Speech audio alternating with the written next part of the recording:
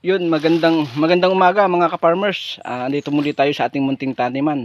Tayo magtatanim ng saging ng siguro Diaz. Yung lakatan na hindi pa natin pwedeng bawasan kasi medyo maliliit pa. Pero Diaz na lang siguro muna yung ating itatanim. Senyorita, ang tawagin dito sa amin. Yan. Ngayon, may ipapakita nga pala ako sa inyo mga ka-farmers. Kakaiba na puno ng saging. Ito mga ka-farmers. Ito mga ka-farmers, yan, puno ng saging na saba. Ipapakita ko sa ilalapit ko sa inyo mga ka-farmers yung video. Ayan mga ka-farmers, isang buwig pero ang puso ay 5 piraso. 5 piraso nga ba? O baka magka-anim pa. Tingnan natin sa kabila mga ka-farmers. Ayan mga ka-farmers, 5 piraso yung nakikita natin sa harap na ito. Titingnan natin sa kabila kung baka mayroon pang isa. Ayan mga ka-farmers. Yan mga ka-farmers, 5 puso ang ipinuso ng isang buwig na saging. Grabe mga ka-farmers, kakaiba. Kakaibang saging na saba to. 5 yung kanyang puso. Ayan mga ka-farmers. Mamaya kukuhanin natin yung puso na yan. Puputulin natin para maipakita sa inyo ng malapitan yung puso. Ayan mga ka-farmers. Mataas yan mga ka-farmers. Hindi yan idinikit o hindi inilagay lang basta yan. Mataas yan ang puno na yan. Puno ng saging na saba. Ayan mga ka-farmers. Kakaiba. Kakaiba. Ngayon lang ako nakakita ng ganyang saging mga ka-farmers.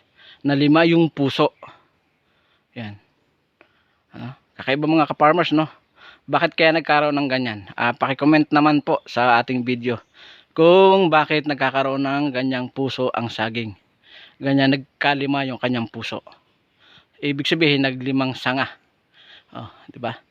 Ayan mga ka-farmers. Kakaiba na puno ng saging. 5 yung puso. Ayan.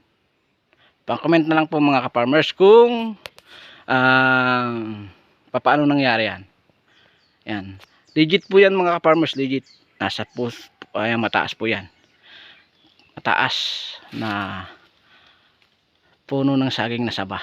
Yan. Medyo nadaanan ko lang. Ito po ay sa lupa ng aking kapatid. Yan. Itong lugar na to. Yan. Yan. Yan mga ka-farmers. Puno ng saging na saba. Pero 5 yung puso ang isang buwig. Kakaiba mga ka-farmers. Yan po. Paano nga kaya nangyari yun mga ka-farmers? Yan mga ka-farmers, paano nga kaya nangyari yun? 5 puso ang lumabas. Pero isang buwig lang siya, 5 puso yung lumabas. Doon sa kanyang dulo. Yan. 5 puso. Pero makikita nyo ng mga saging mga ka-farmers, isang buwig lang na wala namang sanga. Sa baba lang siya nagsanga. Ayan mga ka-farmers.